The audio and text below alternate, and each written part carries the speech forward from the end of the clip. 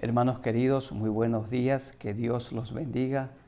Es motivo de alegría participar de este culto de adoración a Dios.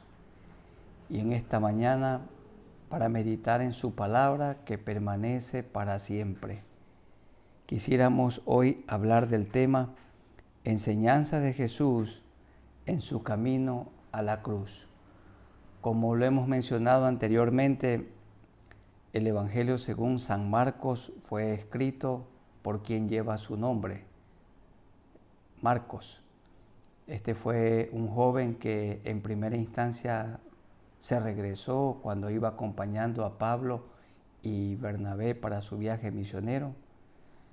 Y luego en el segundo viaje lo quisieron llevar, o Bernabé quería llevar consigo a Juan Marcos, y a Pablo no le parecía llevar a este joven en segunda instancia. Y dice la palabra que hubo tal desacuerdo entre ambos consiervos, esto es Pablo y Bernabé, y se separaron. Bernabé tomó a Juan Marcos y lo llevó para Chipre, y en cambio Pablo siguió con su equipo encaminado en el nombre del Señor. Y se nota que Bernabé invirtió mucho tiempo en este joven para capacitarlo y formar su carácter. En la primera carta de Pedro se lee que tuvo la influencia este apóstol en este joven discípulo. Y aquí también en el escrito, en el Evangelio según San Marcos. No hay duda que Marcos escribió lo que oyó predicar a Pedro, lo que oyó enseñar y también lo que le enseñaba cuando Pedro aconsejaba.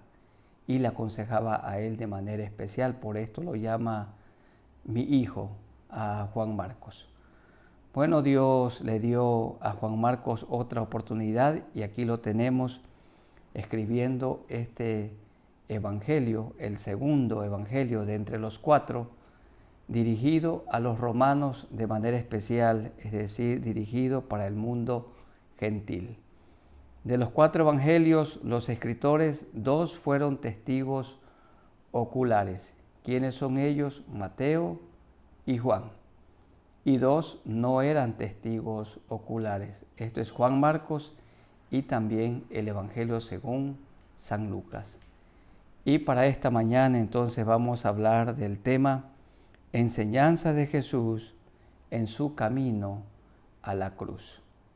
Vamos a inclinar nuestros rostros y orar al Señor para que Él nos ayude y nos hable por medio de su palabra como siempre lo hace. Oremos al Señor. Soberano Señor, estamos delante de ti, nos acercamos a ti por medio de nuestro Señor Jesucristo, el que murió en la cruz y resucitó y pronto viene por segunda vez, y guiados por el Santo Espíritu de Dios. Gracias, Señor, por permitirnos estudiar con libertad, con tranquilidad, la palabra de Dios y también de predicarla, enseñarla. Guíanos, Señor, y que tu palabra, que tiene autoridad, sea acatada por todos nosotros. Que tomemos la firme decisión de obedecerla. Señor, que tú abras también los ojos espirituales de aquellos que no te conocen, que al terminar este mensaje o esta enseñanza, algunos se puedan reconciliar contigo, otros afirmar su fe. Y también, Señor, queremos rogarte por aquellos nuestros amigos que no te conocen, para que al oír tu palabra se conviertan a ti, se arrepientan de sus pecados. Esta es tu voluntad, porque tú no quieres que ninguno perezca, sino que todos procedan al arrepentimiento. Gracias, Señor. Usa este mensaje para tu gloria. En el nombre de nuestro Señor Jesucristo. Amén. Bienvenidos, hermanos que están conectados por medio de las redes sociales y también los que están escuchando por la radio, la palabra del Señor. Vamos a ir leyendo y meditando e interpretando la palabra del Señor. Abran sus Biblias, les ruego, en el Evangelio según San Marcos, el capítulo 10, y leamos los versículos 1 al 12. Jesús enseña acerca del divorcio. ¿Qué dice él acerca de este tema tan triste y tema del que aqueja este mundo caído? Levantándose de allí, vino a la región de Judea y al otro lado del Jordán, esto es, en la provincia de Perea, hacia el oriente o hacia el este. Y volvió el pueblo a juntarse a él, y de nuevo les enseñaba como solía. Y yo no puedo hacer otra cosa que mi maestro, que nuestro maestro, el Señor Jesucristo, y les enseñaba como solía. Esta es la tarea que todo pastor hace, enseñar la palabra de Dios. Lo que todo maestro hace, enseñar la palabra de Dios. Y les enseñaba, como era la costumbre. Y se acercaron los fariseos y le preguntaron para tentarle si era lícito al marido repudiar a su mujer. Él respondiendo les dijo: ¿qué os mandó Moisés? Ellos dijeron: Moisés permitió dar carta de divorcio y repudiarla. Y respondiendo Jesús les dijo: por la dureza de vuestro corazón os escribió este mandamiento, pero al principio de la creación, varón y hembra los hizo Dios. Por esto, dejará el hombre a su padre y a su madre, y se unirá a su mujer, y los dos serán una sola carne. Así que no son ya más dos, sino uno. Por tanto, lo que Dios juntó, no lo separe el hombre. En casa volvieron los discípulos a preguntarle de lo mismo, y les dijo: cualquiera que repudia a su mujer y se casa con otra, comete adulterio contra ella. Y si la mujer repudia a su marido y se casa con otro, comete adulterio. Le tendieron, dice, una trampa, procuraban tentarle. ¿Quién puede ponerle una trampa a nuestro Dios, que lo conoce todo, aún las intenciones de nuestro corazón? Y la pregunta era si es lícito al marido repudiar a su mujer. En aquellos días, ya en el Imperio Romano, se practicaba el divorcio. Herodes se había divorciado de su mujer para unirse con la mujer de su hermano. Y por esta razón le cortaron la cabeza a Juan el Bautista, porque Juan el Bautista le dijo al rey Herodes: no te es lícito tener la mujer de tu hermano. Y entonces, si el Señor se oponía tenazmente al divorcio, tenían cómo acusarle. Y si lo promovía, también lo iban a acusar. Y el Señor respondió como lo solía hacer, con una pregunta. La pregunta es: ¿qué os mandó Moisés? Y ellos respondieron bien, dice el verso 4, Moisés permitió dar carta de divorcio y repudiarla. Miren, Moisés permitió y Dios lo permitió, pero esto no era el plan original.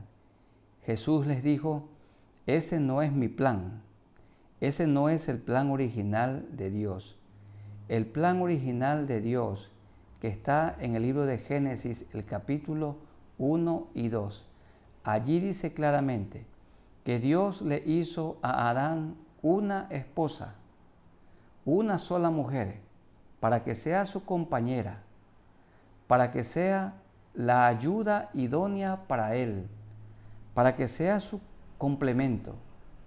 Por esto dijo el Señor, dijo Dios: dejará el hombre a su padre y a su madre, y se unirá a su mujer, y serán los dos una sola carne. Esa palabra "y se unirá" significa como lo que el carpintero hace cuando pone cola o un pegamento entre dos tablas y eso queda firmemente pegado. Cuando queda bien colado, bien pegado, la tabla se puede partir en otro lugar, pero no donde se produjo el pegamento, donde se produjo la unión. Esa palabra también significa soldar.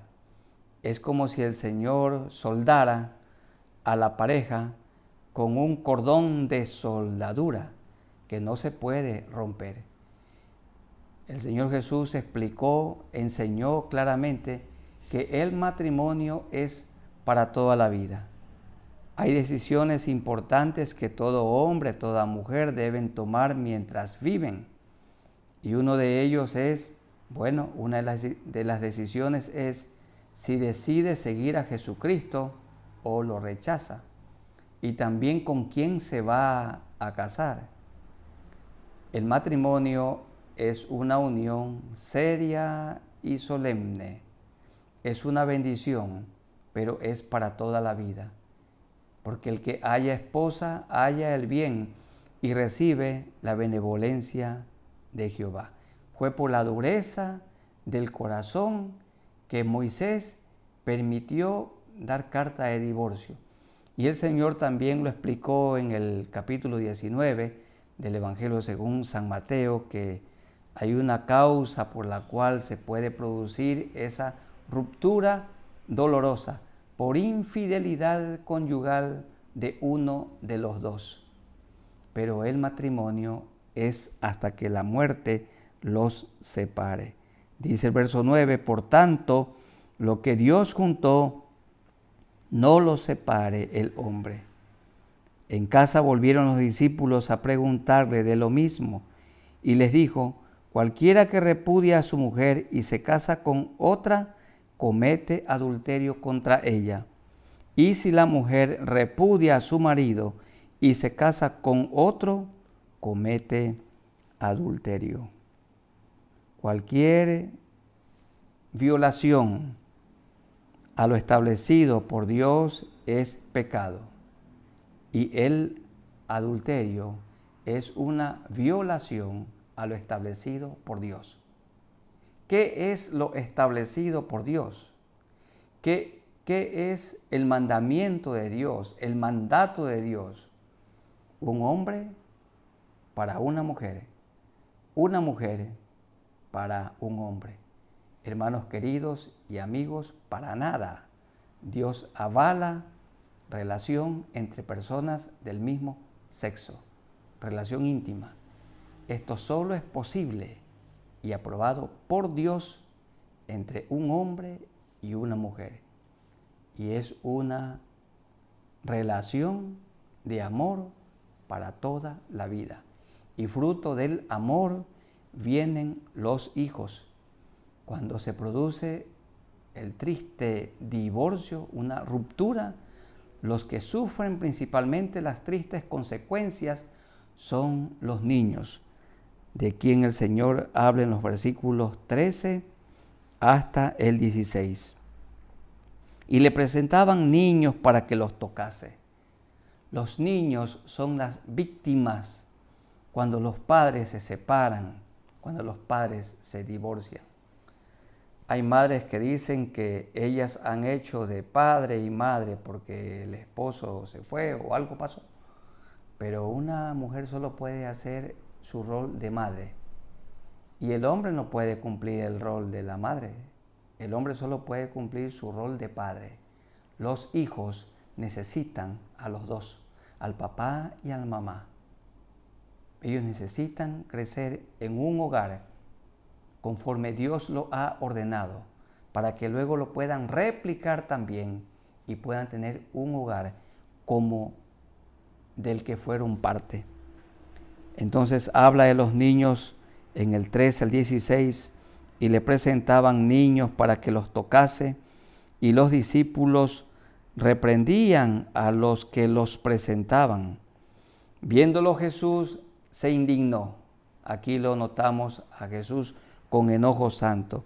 y les dijo: Dejad a los niños venir a mí, y no se lo impidáis, porque de los tales es el reino de Dios. De cierto os digo, que el que no reciba el reino de Dios como un niño, no entrará en él. Y tomándolos en los brazos, poniendo las manos sobre ellos, los bendecía.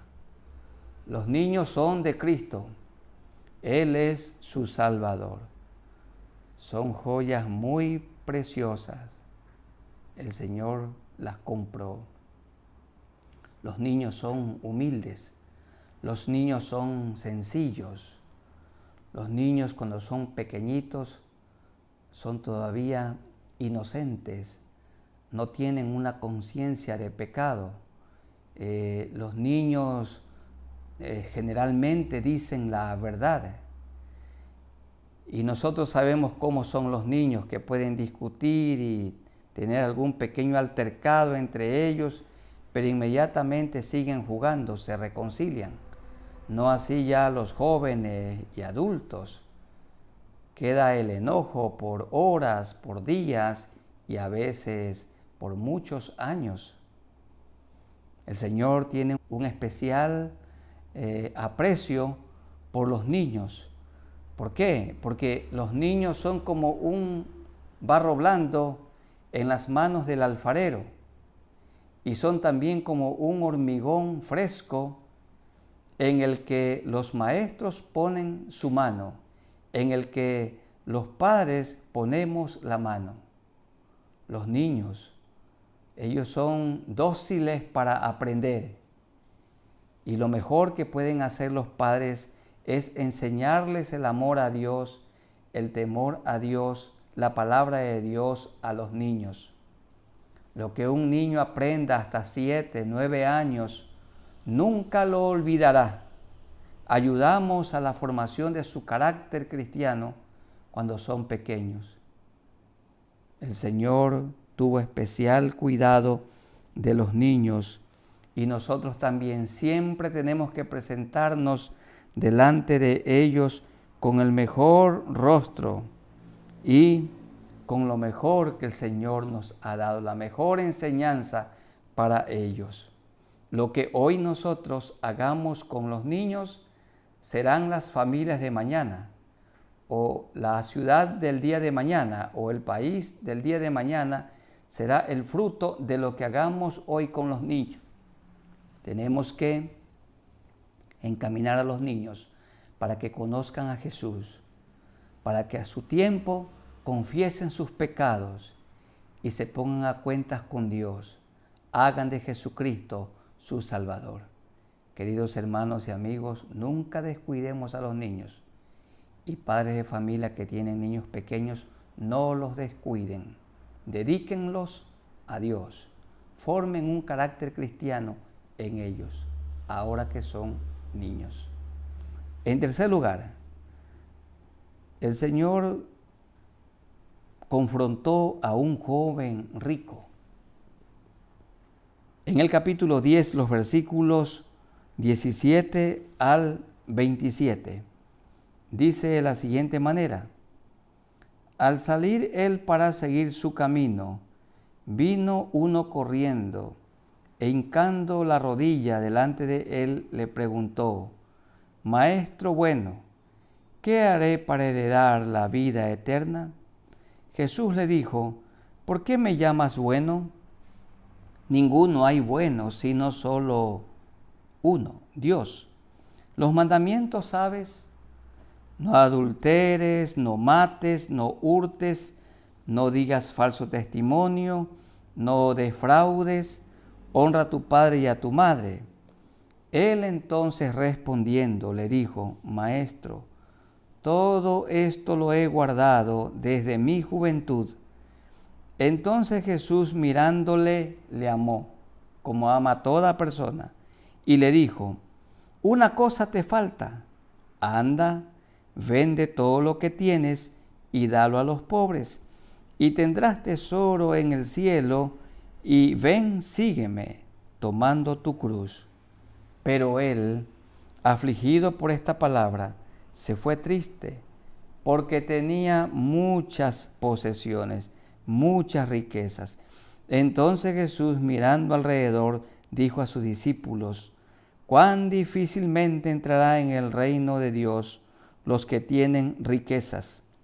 Los discípulos se asombraron de sus palabras, pero Jesús, respondiendo, volvió a decirles: hijos, cuán difícil les es entrar en el reino de Dios a los que confían en las riquezas.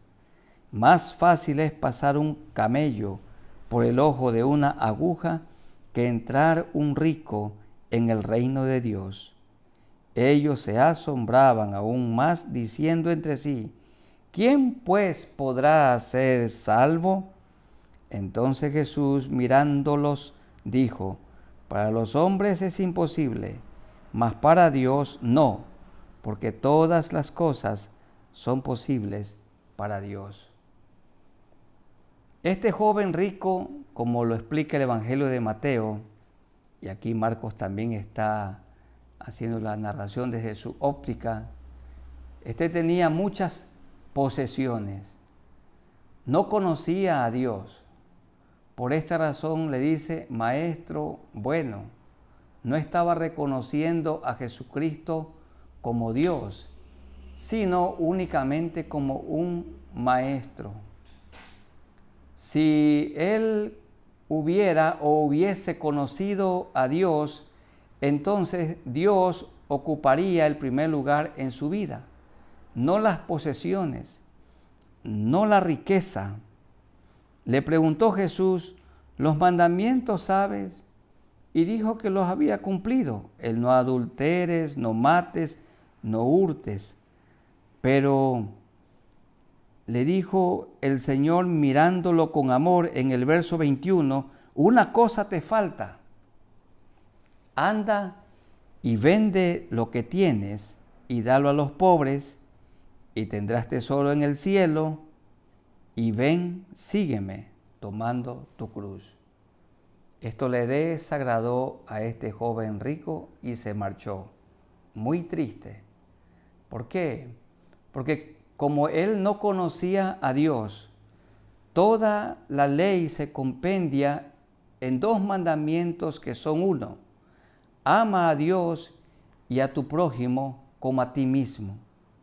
Si este hombre hubiera amado a Dios, también habría amado a su prójimo, pero no lo amaba.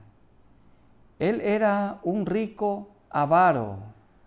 Era un hombre que había puesto su confianza en el dinero. El dinero era su Dios y ocupaba el primer lugar en su vida.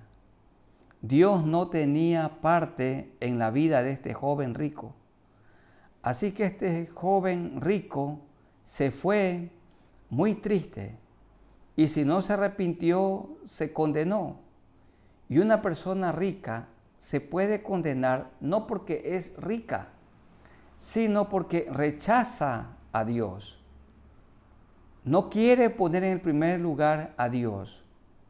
Dios no ocupa el centro de su vida. Dios no ocupa su trono. Él mismo se pone en el lugar de Dios. Confía en las riquezas que son perecederas, que son transitorias. El dinero puede comprar muchas cosas. Por ejemplo, puede comprar una lujosa casa, pero no puede comprar el descanso. El dinero puede comprar diamantes y joyas, pero no puede comprar el amor, no el amor. Puede comprar todo lo que hay en el mundo, pero no puede comprar la salvación. Porque la salvación no se la compra con oro ni plata. La salvación se la recibe por pura gracia. Es un regalo del cielo. La salvación tiene un altísimo valor. La sangre preciosa que Jesucristo derramó en la cruz del Calvario.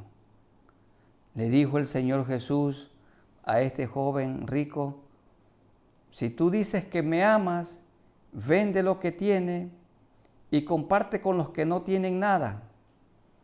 Porque el que ama a Dios ama a su prójimo. Y el que ama a su prójimo está demostrando que ama a Dios. Pero él se fue muy triste. Y Jesús luego dijo una hipérbole: es más fácil que un enorme animal, que un enorme camello pase por el diminuto agujero de una aguja, que un rico avaro, que un rico ambicioso como este del capítulo 10 del Evangelio de Marcos al reino de los cielos. Es más fácil que un camello entre por el ojo de una aguja que un rico al reino de los cielos.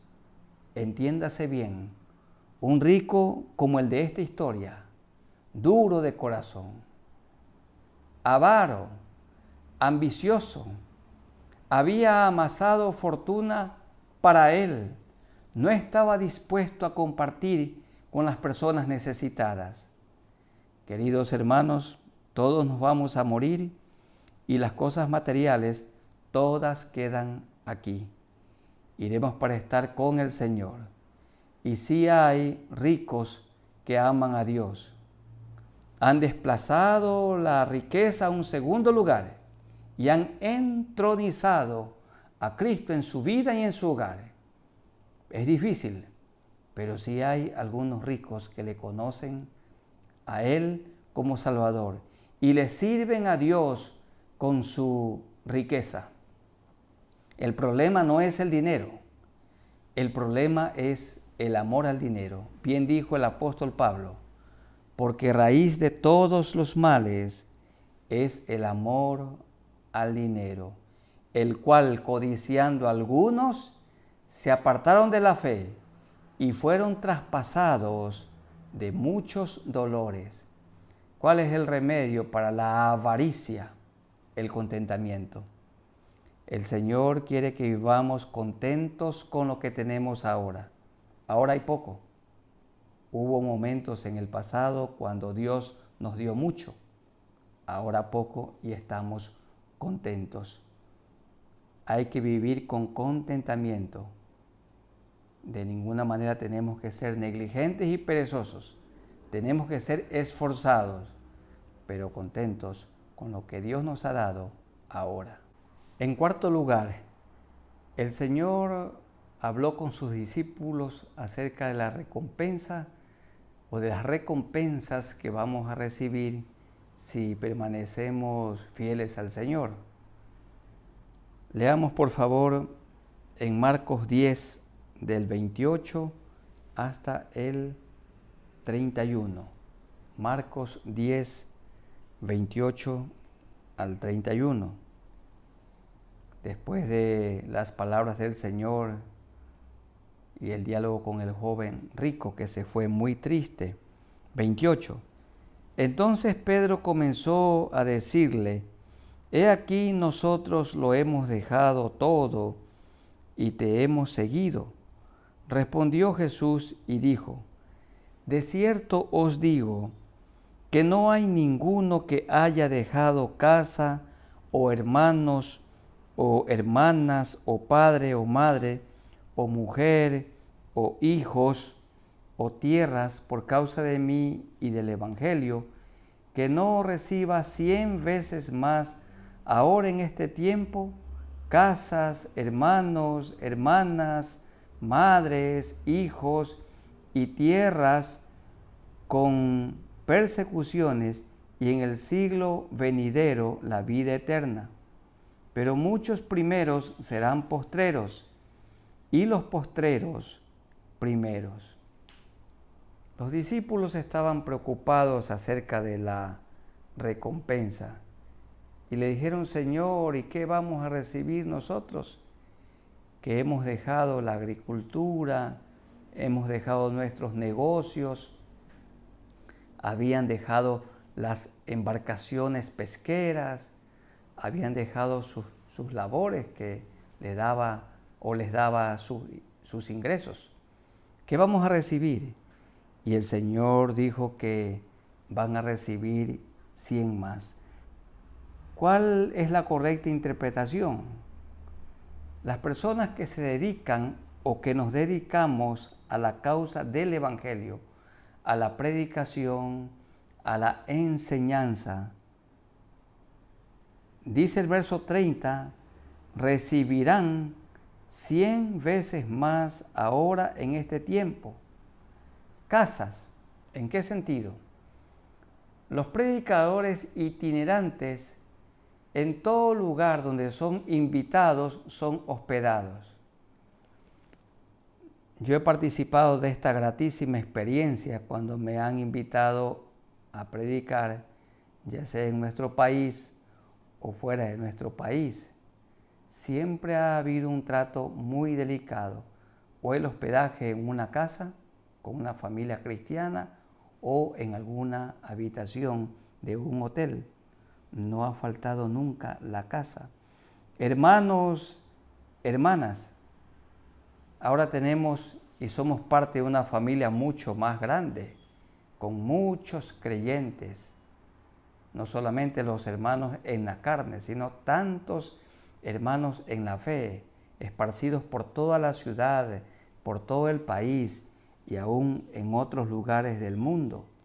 Madres, mujeres que son mayores, ancianas, y qué tiernas, qué dulces en el cuidado de los predicadores itinerantes, de los misioneros, de los maestros, de las personas dedicadas a la obra de Dios, hijos como que los más jovencitos, y tierras. Esto tiene que ver con que los predicadores difícilmente podamos comprar un boleto de avión para viajar a algún país, pero cuando nos han invitado a predicar, hemos tenido la oportunidad de recorrer muchas tierras, muchas ciudades y hasta muchos países predicando el Evangelio del Reino. Y al predicar el Evangelio y enseñar la palabra de Dios, siempre también hay un poco de tiempo para conocer un poco esa ciudad, la cultura, ese contexto. Con persecuciones, estas son las pruebas y las tribulaciones que experimentamos los predicadores de la palabra de Dios, y la mayor recompensa en el verso 30, la última parte, y en el siglo venidero, la vida eterna.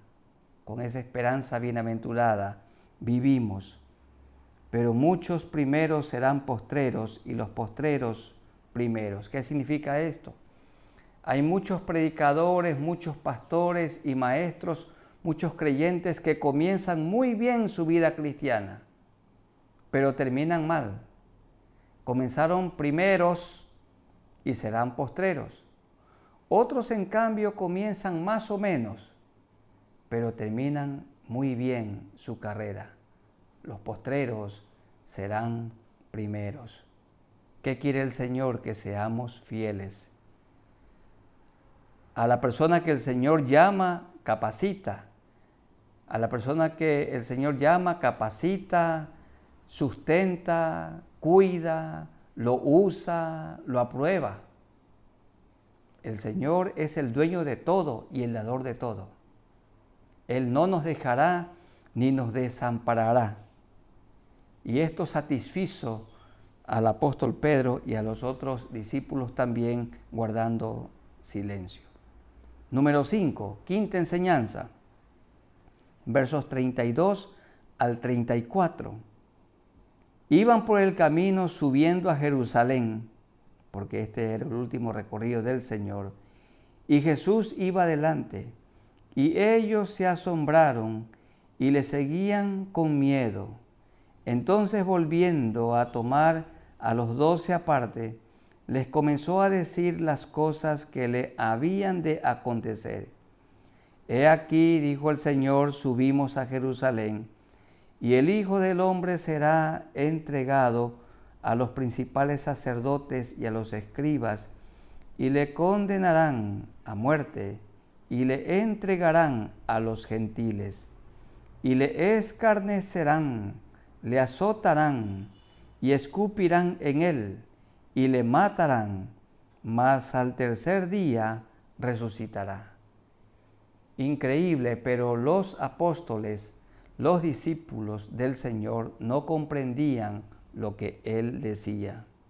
El Señor anticipó varias veces su muerte, y nunca solo Él anticipó su muerte, sino su muerte y también su resurrección.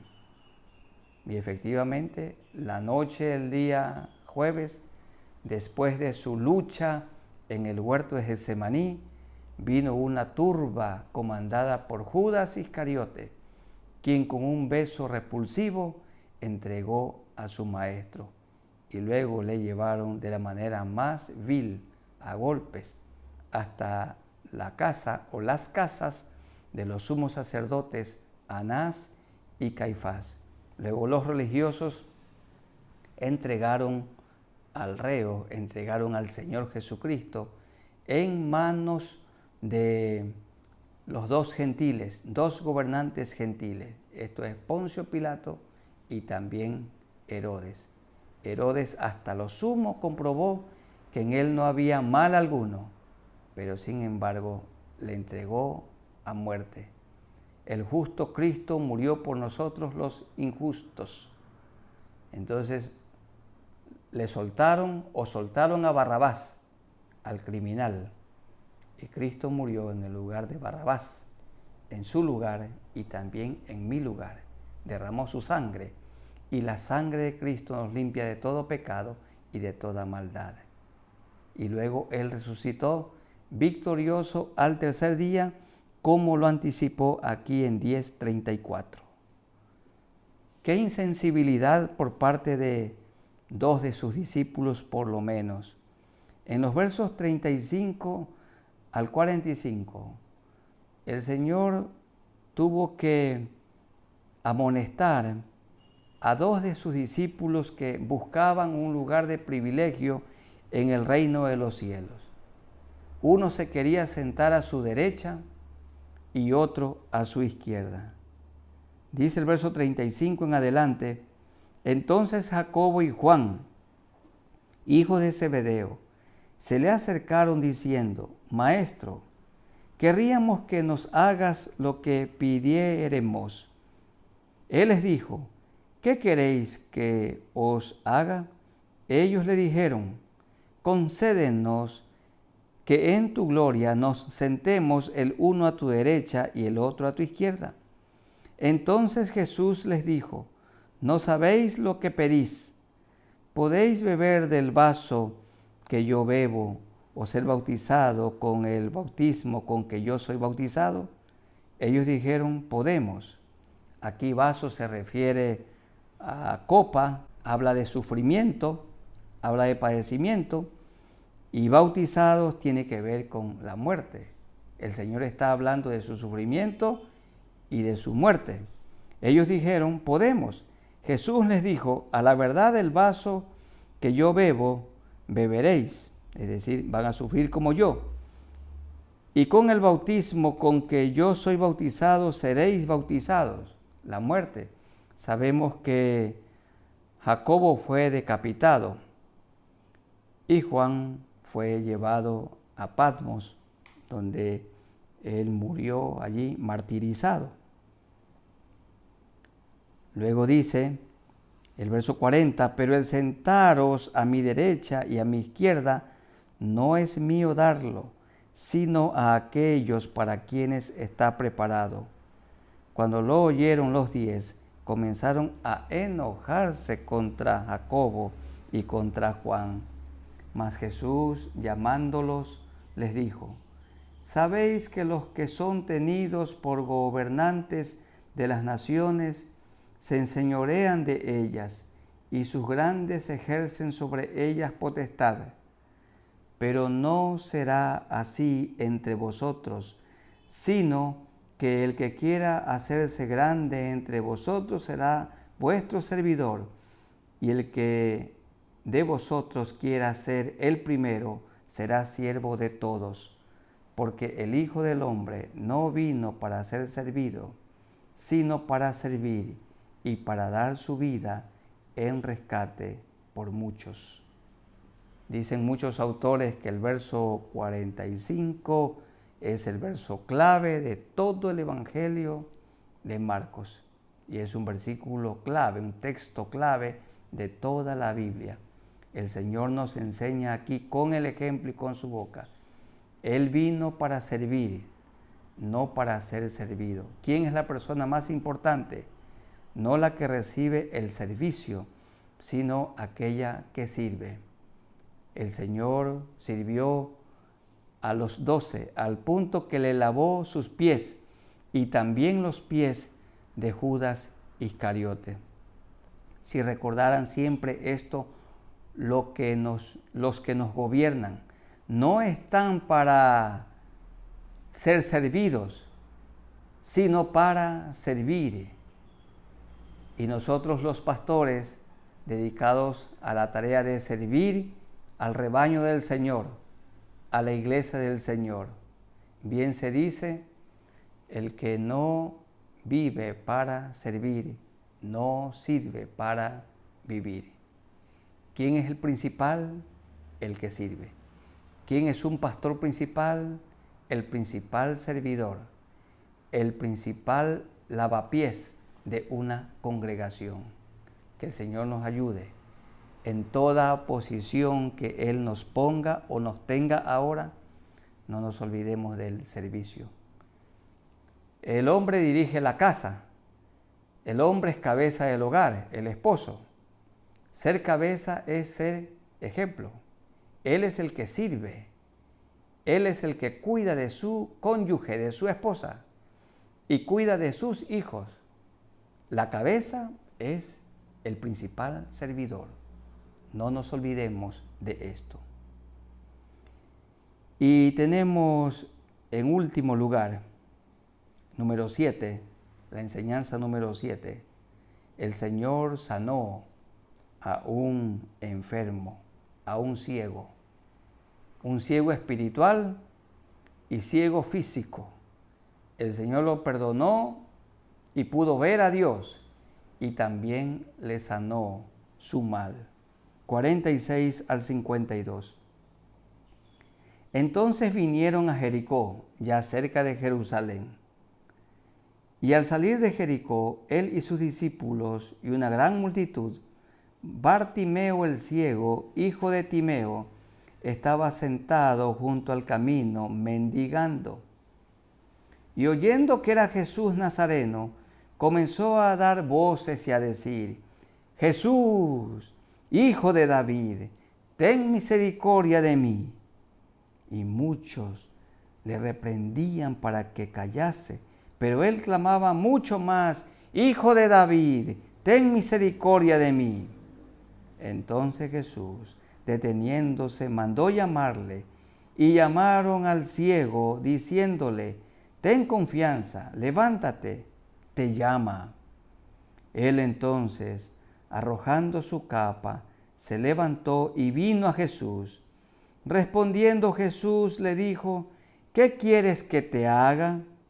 Y el ciego le dijo: Maestro, que recobre la vista, la visión.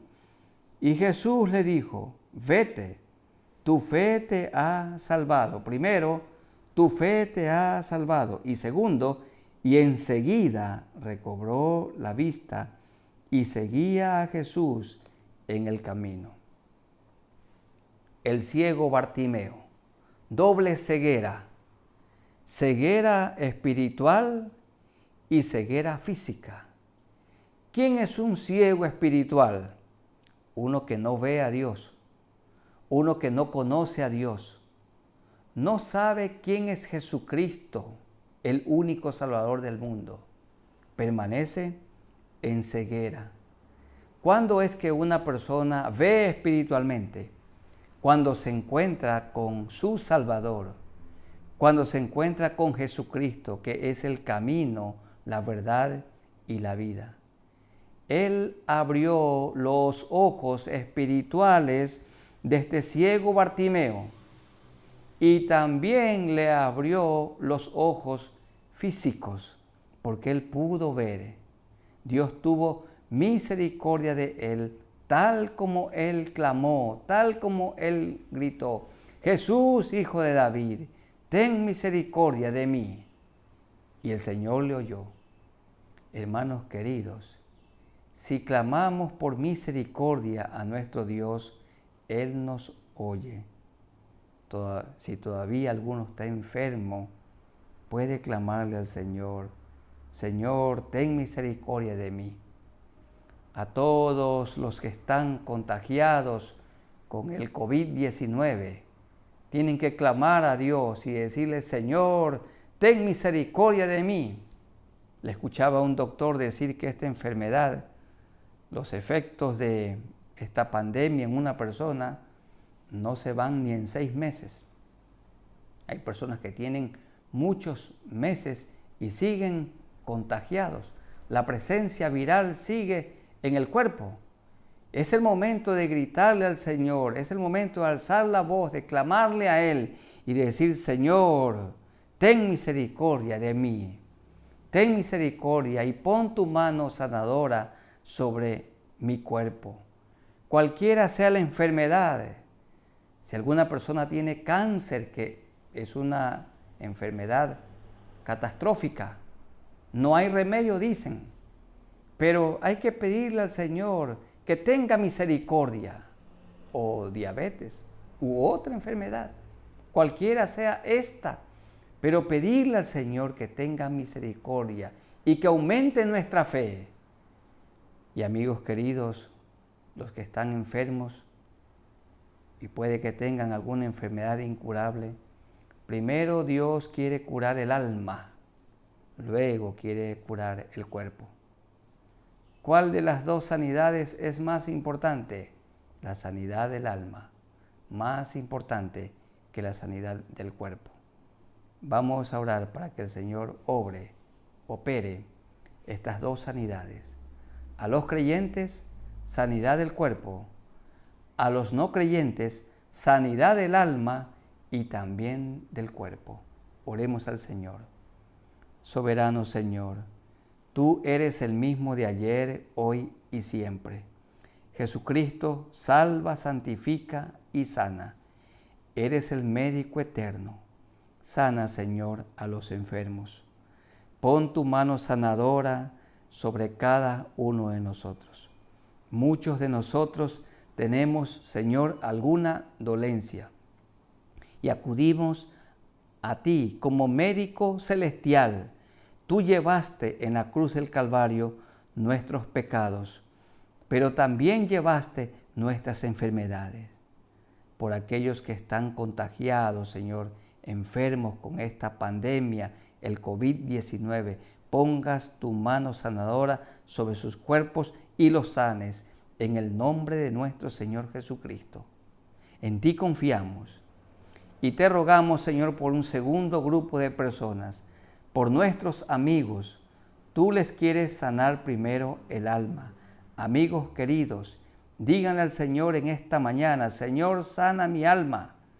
Díganle: lávame con la sangre que derramaste en la cruz del Calvario. Hazme una nueva persona. Yo te pido perdón por todos mis pecados. Límpiame con tu sangre preciosa y séllame con tu Santo Espíritu y ayúdame a vivir una vida nueva para ti. Te doy gracias por esta salvación tan grande. También, Señor, así como has sanado mi alma, así como me has limpiado con tu sangre preciosa, limpia mi enfermedad o mis enfermedades. Sana, Señor, a nuestros amigos, a los que en este momento han tomado la decisión de seguirte fielmente y tú los has perdonado. Señor, te rogamos que tú los sanes. Pon tu mano de amor, tu mano misericordiosa sobre sus cuerpos. Así como sanaste a este ciego Bartimeo, sana a nuestros amigos, sana a los hermanos en la fe. Gracias, Señor, te amamos. Gracias por esta enseñanza que hemos oído de ti. En el nombre del Padre, y del Hijo, y del Santo Espíritu de Dios. Amén.